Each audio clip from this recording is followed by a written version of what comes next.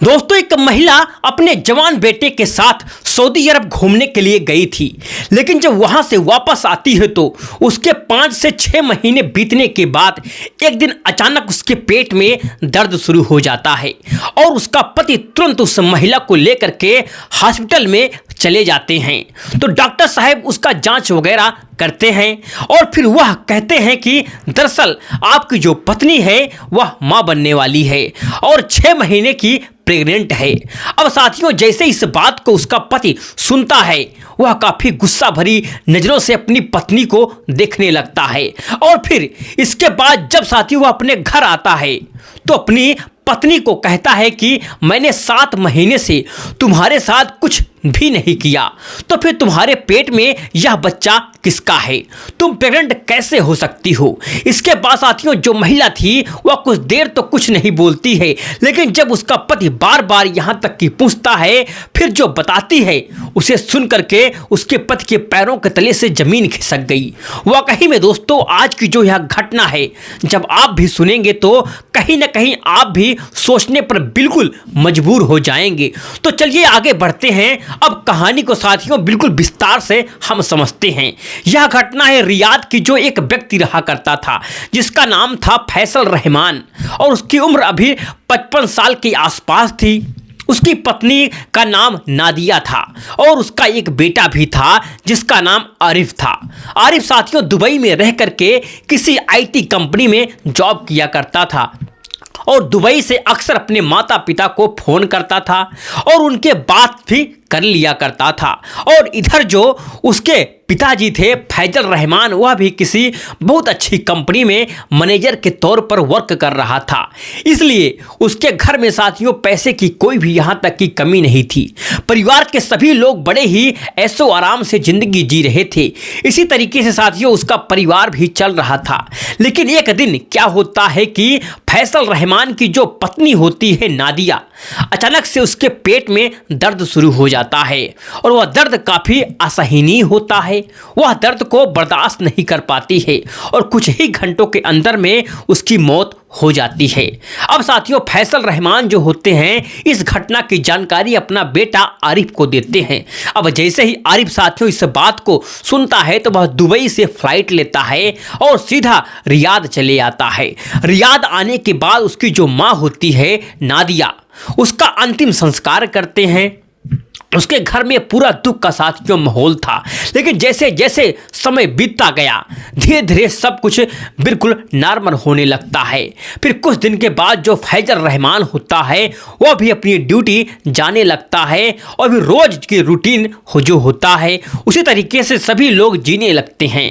फिर साथियों उसका बेटा भी एक दिन कहता है कि हम भी अब बैठ करके यहाँ पर क्या करेंगे, माँ को तो जाना था तो चली गई, अब हमको भी दुबई जाना होगा, वहाँ हमको भी अब नौकरी करना होगा। उसके पिताजी भी कहते हैं कि ठीक है बेटा कि तुम चले जाओ। और उधर जो साथियों आरिफ था उसकी गर्लफ्रेंड भी दुबई में समीरा थी, वह भी उसे बार बार फ़ोन कर रही थी। अब जो आरिफ होता है फिर रियाद से फ्लाइट लेकर के वापस दुबई चला जाता है और दुबई जाने के बाद साथियों उसकी जो गर्लफ्रेंड होती है समीरा उसके साथ लिविंग में रह रही थी, उससे मुलाकात करता है और उसके साथ धीरे धीरे नॉर्मल तरीके से जीना शुरू कर देता है और फिर साथियों हंसी खुशी से रहने लगता है। लेकिन जैसे साथियों कुछ महीनों का वक्त बीतता है तो आरिफ के मोबाइल पर एक व्यक्ति का फ़ोन आता है और वह जो व्यक्ति होता है वह कोई और नहीं आरिफ का दोस्त होता है। वह आरिफ से कहता है कि तुम्हारे पिताजी घर में कम से कम 23 से 24 साल की एक लड़की है, उसे लेकर के घर आए हैं। अब जैसे आती इस बात को आरिफ सुनता है तो पहले तो एकदम से गुस्सा हो जाता है, लेकिन फिर सोचता है कि मेरे पिताजी हैं, वह बड़ी कंपनी में मैनेजर हैं, तो हो सकता है उसकी सेक्रेटरी भी हो सकती है और किसी काम से आती होगी जाती होगी। लेकिन फिर भी साथी वो अपने पिता फैजल रहमान को फ़ोन करता है और वह बिल्कुल साफ कहता है कि पिताजी मैं क्या सुन रहा हूँ कि अपने घर में रोज़ कोई लड़की आती है। अब जैसे ही साथियों इस बात को फैजल रहमान सुनता है तो वह कहता है कि सही सुने हो, लड़की तो आती है लेकिन वह मेरी सेक्रेटरी है, किसी काम से आती है, इससे ज़्यादा कुछ भी नहीं है। अब साथियों इसके बाद आरिफ होता है अपने पिता की बात को मान लेता है और नॉर्मल तरीके से रहने लगता है। लेकिन साथियों धीरे धीरे उसके पिता भी की कंप्लेंट थी कि वह कुछ ज़्यादा ही आने लगती है और बार बार फ़ोन आता है कि कोई लड़की है जो अब घर पर ही रह रही है। अब साथियों आरिफ का लड़का वह सोचता है कि आखिर माजरा क्या है, जाकर साथियों पता करता है और इसके बाद साथियों आरिफ अपने पिता को बिना इन्फॉर्म किए हुए ही दुबई से रियाद आ जाता है और अचानक जब अपने घर पर आता है तो देखता है कि उसके पिता तो घर पर थे ही, साथ ही साथ 23 से 24 साल की लड़की भी थी जो यहाँ तक कि बहुत ही खूबसूरत थी और साथियों उसका नाम था लैला था। लैला साथियों उसे जब देखता है तो कुछ देर तो देखते ही रहता है और फिर अपने पिता से यहाँ तक कि पूछता है कि लड़की कौन है, तो उसके पिताजी कहते हैं कि मेरी सेक्रेटरी है। तो कहता है कि जब आपकी सेक्रेटरी है तो फिर यहाँ क्या कर रही है और आपका यहाँ काम क्या कर रही है, आपको लिए खाना बना रही है, आपके लिए यहाँ तक कि कपड़ा क्यों धो रही है। अब साथियों जैसे इस बात को उसका पिता फैसल रहमान सुनता है तो वह समझ जाता है कि अब मेरी चोरी पकड़ी जाएगी और फिर साथियों वो अपने बेटा से कहता है कि देखो दरअसल मैंने तुमसे कुछ बात बिल्कुल छुपाई थी। जब तुम्हारी माँ हमें छोड़ करके हमेशा के लिए चली गई और तुम भी हमें छोड़ करके दुबई चले गए तो मैं यहाँ अकेला हो गया, मेरा थोड़ा सा भी मन नहीं लग रहा था और इसके बाद मैंने सोचा कि किसी से शादी कर लेता हूँ ताकि मेरा ख्याल रख सके, मेरी ज़रूरतों को पूरा कर सके। और यही सोच करके मैं लैला तलाकशुदा थी तो मैंने इससे शादी कर ली। अब साथियों जैसे इस बात को उसका बेटा आरिफ सुनता है तो वह काफ़ी गुस्सा हो जाता है और गुस्से में अपने पिता से कहता है कि आपकी उम्र 55 साल है, इसकी उम्र लगभग बहू लाना चाहते हो इस उम्र में, लेकिन अपने लिए पत्नी ले आए हो। इसी तरीके साथियों फिर उसका पिताजी कहते हैं कि बहू ले करके आता लेकिन शायद मेरी बहू मुझे वह सुख नहीं दे पाती जो मेरी पत्नी देगी। इसलिए बाद उसका बेटा होता है साथियों समझ जाता है कि आखिर मेरे पिताजी को क्या चाहिए था। साथियों वह चुप हो जाता है और वह कुछ बोलता नहीं है, लेकिन साथियों अंदर ही अंदर काफ़ी गुस्से में रहता है। लेकिन फिर इसके बाद दोस्तों उसका जो पिताजी होते हैं वह हमेशा यही चाहते थे कि मेरा बेटा आरिफ और मेरे पत्नी लैला दोनों में लगाव हो जाए, दोनों अच्छे से रहने लगें और इसी ताक में रहते थे कि वह हर तरह कोशिश करने लगते हैं। लेकिन साथियों जो आरिफ था वह पहली बात तो कि उसकी जो नई माँ थी उसे लैला नाम से ही बुलाता था और दूसरी बात यह थी कि उसे पसंद नहीं करता था।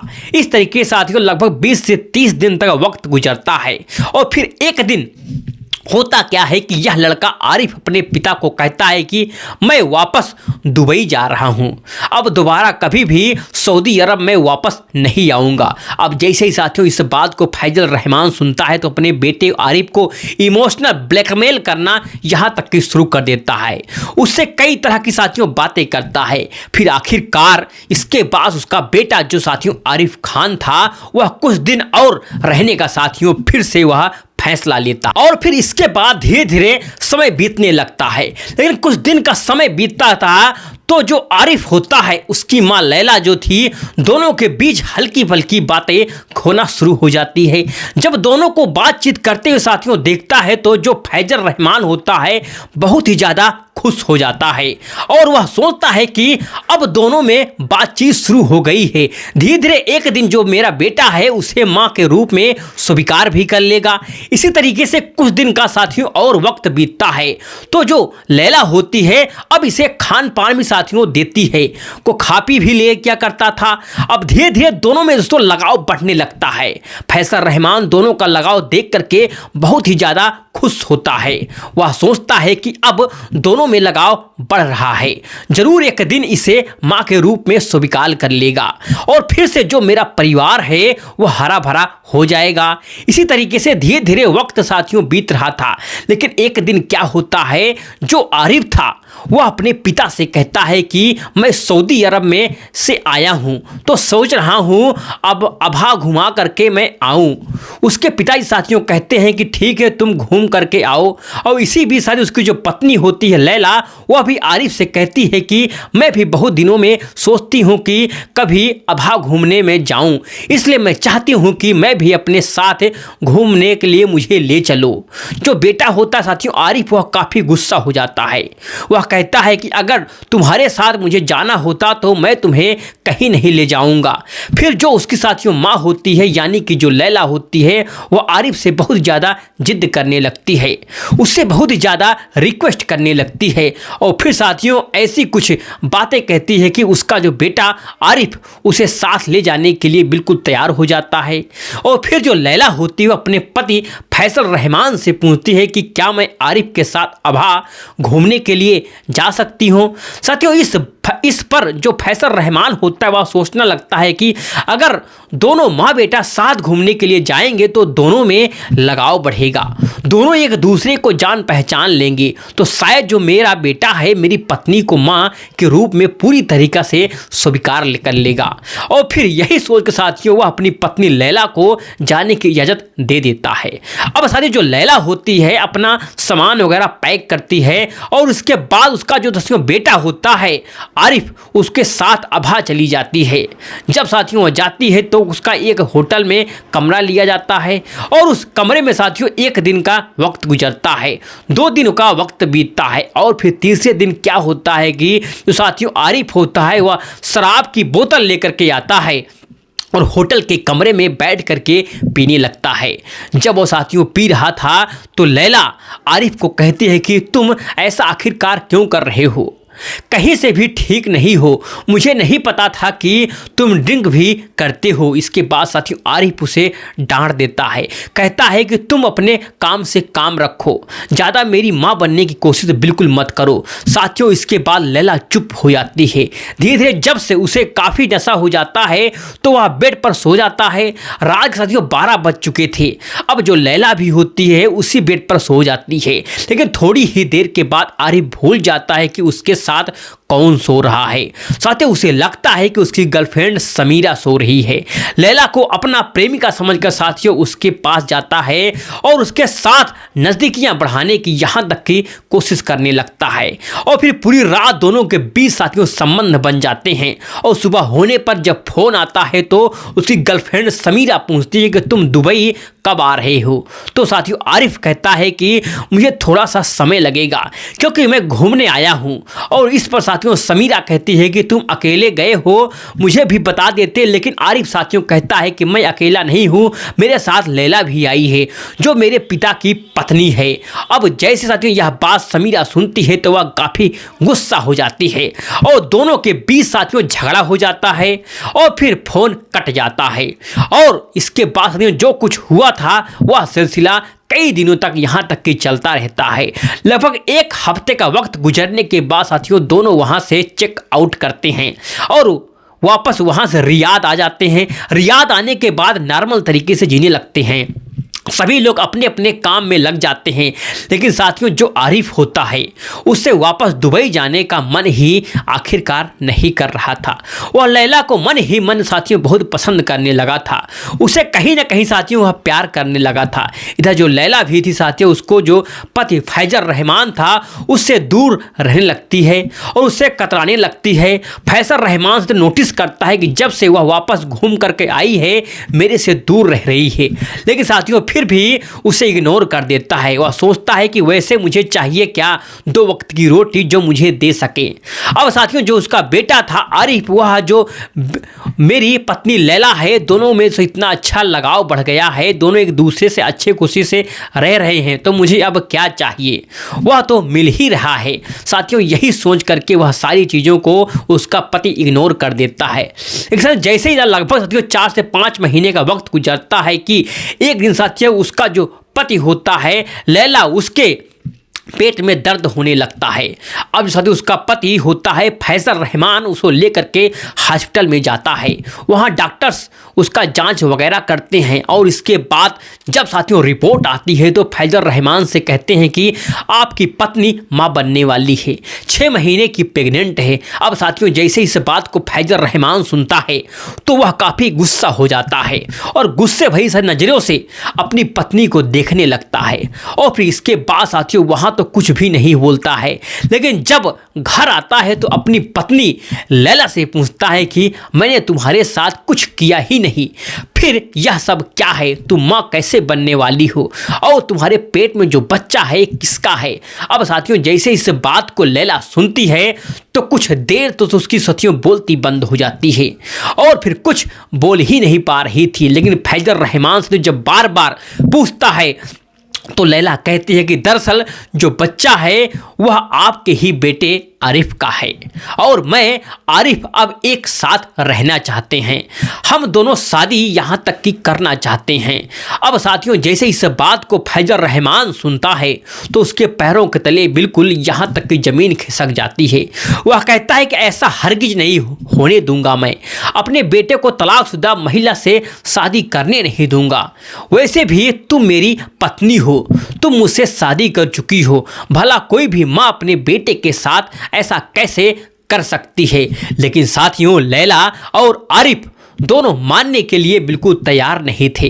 अब साथियों लैला अलग कमरे में सोने लगती है, इधर आरिफ अलग कमरे में सोने लगता है और फैजल रहमान अलग कमरे में सोने लगता है। अब साथियों लैला को समझ में नहीं आ रहा था कि वह किसके पास जाए और फिर इसके बाद साथियों लैला और आरिफ दोनों मिलकर साथियों एक खौफनाक यहाँ तक की प्लान करते हैं। और प्लान करने के बाद साथियों एक दिन जब फैजल रहमान अपने कमरे में सो रहा होता है तो दोनों उस कमरे में जाते हैं और तकिए से उसका दम घोड़ देते हैं। इसके बाद साथियों जब उन्हें लगता है कि फैजल रहमान इस दुनिया को हमेशा के लिए छोड़ करके चला गया है तो आरिफ कम्बल में लपेट करके लाश को घर से बाहर ले जाता है और उसे ठिकाने लगाने के लिए जगह तलाश करता है।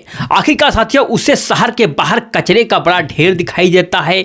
वह सोचता है कि यहीं छुपा दूंगा ताकि सफाई गाड़ी इसे उठा ले जाएगी और साथियों फिर यही सोच करके वह लाश को वहां छुपा देता है और ऊपर से कचरा डाल देता है और दोनों वापस साथियों घर आ जाते हैं और फिर नॉर्मल तरीके से रहने लगते हैं। लेकिन साथियों 3 से 4 दिन बाद जब नगर पालिका की मशीन कचरा उठा रही होती है तभी साथियों अचानक लाश नीचे से गिर जाती है और वहां हड़कंप साथियों मच जाता है। घटना की जानकारी साथियों पुलिस को दी जाती है और फिर पुलिस मौके पर पहुंचती है। यहां तक कि जांच शुरू हो जाती है और जांच में पता चलता है कि यह फैजल रहमान जो ये कंपनी में मैनेजर था, हाल ही में दूसरी शादी की थी। इसके बाद पुलिस के साथियों शक होता है और सीधे उसके घर पर पहुंचती है और फिर लैला और आरिफ को हिरासत में ले लेती है। थाने में पूछताछ के दौरान दोनों साथियों पहले घुमाने की कोशिश करते हैं, लेकिन जब साथियों सख्ती से पूछी जाती है लैला टूट जाती है और सारी सच्चाई बता देती है। वह अपना जुर्म कबूल कर लेती है और साथियों जब फिर पुलिस दोनों के खिलाफ यहाँ तक की कार्रवाई करती है। लेकिन इस पूरी घटना साथियों में आपकी क्या राय है, हमें कमेंट सेक्शन में कमेंट करके ज़रूर बताइएगा। चलिए मिलते हैं नेक्स्ट वीडियो में एक नई घटना और कहानी के साथ। तब तक के लिए जय हिंद, जय भारत, जय हिंदुस्तान।